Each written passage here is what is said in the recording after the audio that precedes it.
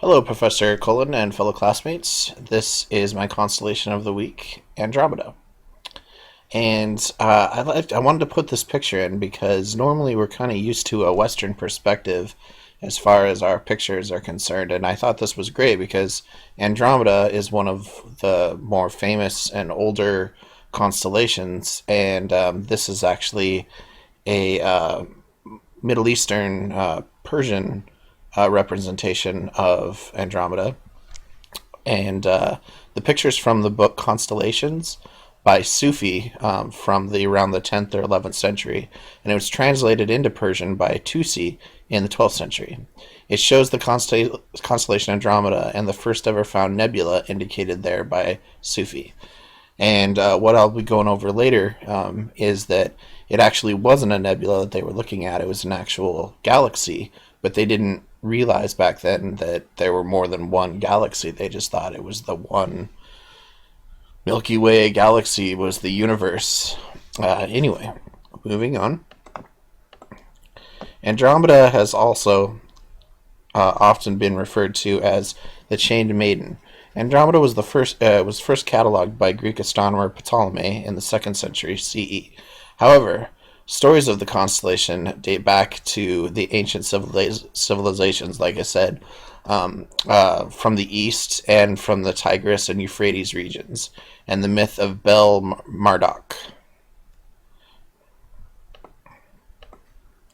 In Greek mythology, Andromeda was the daughter of Cepheus and Cassiopeia, king and queen of the kingdom of Ethiopia. Her mother, Cassiopeia, boasted that she was more beautiful than the Nereids, the nymph daughters of the sea god Nereus, and often seen accompanying Poseidon. To punish the queen for her arrogance, Poseidon's brother Zeus, the god, Poseidon, brother to Zeus, and god of the sea, sent a sea monster, Cetus, to ravaged the coast of Ethiopia, including the kingdom of the vain queen. Desperate king consulted the oracle of Apollo, who announced that no respite would be found until the king sacrificed his virgin daughter, Andromeda, to the monster. She was chained naked to a rock on the coast. Perseus was returning from having slain the Gorgon Medusa. He found Andromeda and slew Cetus by turning him into stone. He set her free and married her in spite of Andromeda having been previously promised to her uncle Phineus. At the wedding, a quarrel took place, and between the rivals and Phineus was returned to stone by the sight of Gorgon's head. According to the myth, it was the goddess Athena who placed Andromeda's image among the stars. And here's a 17th century representation of all this going on. This is Andromeda here, all chained up, and then here is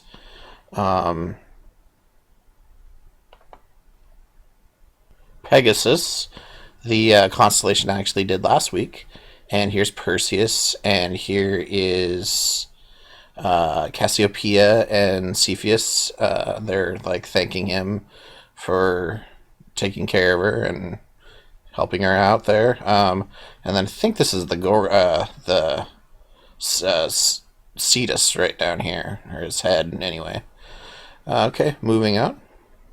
I wanted to post this picture because Andromeda falls into the Perseus family of constellations, along with Cassiopeia and Cepheus and Perseus and Pegasus. And like I said, I did Pegasus last week, so Pegasus is right here, and just shows right here how Andromeda and Pegasus are actually connected by the star Alpheratz, which is actually the Andromeda name for that, which is Persian. And then up here's Cassiopeia, and here's the Triangulum, and here's Perseus. But just to show you, it's all kind of crammed in there. They're all part of the same family of stars and constellations. The brightest star of the Andromeda constellation is Alpha Andromedae, identified in Latin Arabian astronomy as Al-Ras, Al-Mara, Al-Mas, Salala. Sorry, I butchered that. and that translates into the head of the woman in chains. It's also known as Alpharats or Sira. Both names are derived from the Arabic name Surat al-Faras, meaning the navel of the horse, because of its location immediately northeast of the Pegasus constellation. It's also known as Delta Pegasi, because it helps complete the Great Square of Pegasus, and was for a long time considered part of the Pegasus constellation. So there's the star we're talking about. And here is Cassiopeia up here. And here's M15, and we'll talk about that in just a sec. Here's another picture, and I think it's a little better because it gives you kind of it says it's northeast, so it gives you kind of a directional way of looking at it. I found it fairly difficult to find Andromeda on my own, the constellation anyways. Here's the same picture, just without Pegasus in there. And as you can see, here's what I was just talking about. This is actually the Andromeda Galaxy. And I know we're talking about constellations, but I just wanted to give a brief thing on the Andromeda Galaxy because it's such an important part of what we know about space, and it's been acknowledged for so many thousands of years. Visually, the constellation is home to the Andromeda Galaxy, like I said. A large spiral galaxy which can be seen as a wide hazy patch on the right side of the Andromeda constellation. And sorry, let me go back to that, as I said, right here. At a distance of 2.5 million light-years and apparent magnitude of 4.4, the Andromeda Galaxy, also known as Messier 31 or M31 or NGC 224, is one of the most distant objects visible to the naked eye. It's also the nearest spiral galaxy neighboring our own, the Milky Way. So here's an excellent picture. I really like this picture. Here's the Milky Way, so you're looking up in the night sky. This is actually from Montana, where I'm from.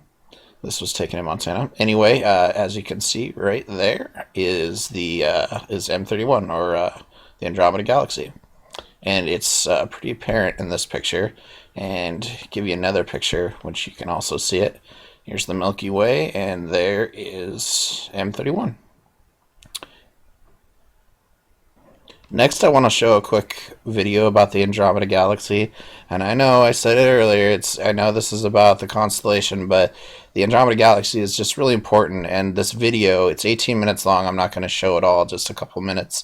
But I challenge anyone that's seeing this to cut and paste the site, which I'll post later, and watch the whole thing because it's really interesting, and it just shows how really important and the Andromeda Galaxy has been to the furtherment of astronomy.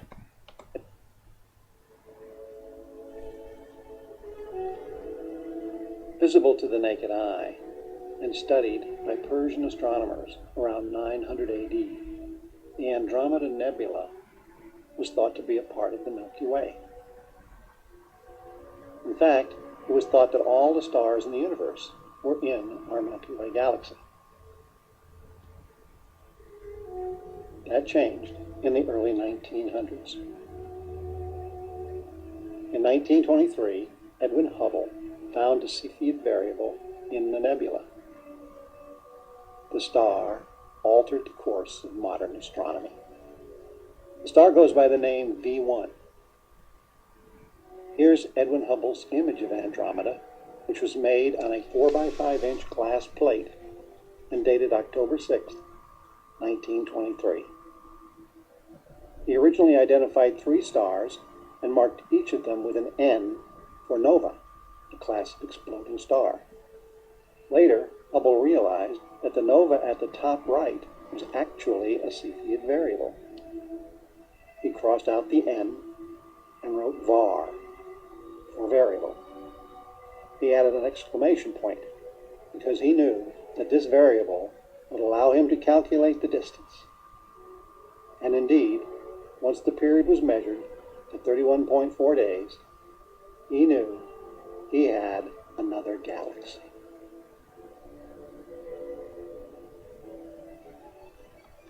Before V1, distances to stars were measured in thousands of light years.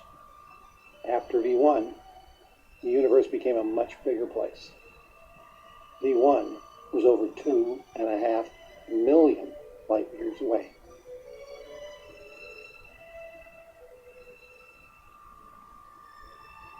Okay. The Andromeda constellation occupies an area of 722 square degrees and contains 4 stars with known planets. It can be seen at latitudes between plus 90 and negative 40 degrees and is best visible at 9 p.m. during the month of November. And here is the website for the video if anyone's interested in watching it. It's right here. And thank you, everybody, for watching. And I will see you all next week with another Constellation of the Week. Thank you very much.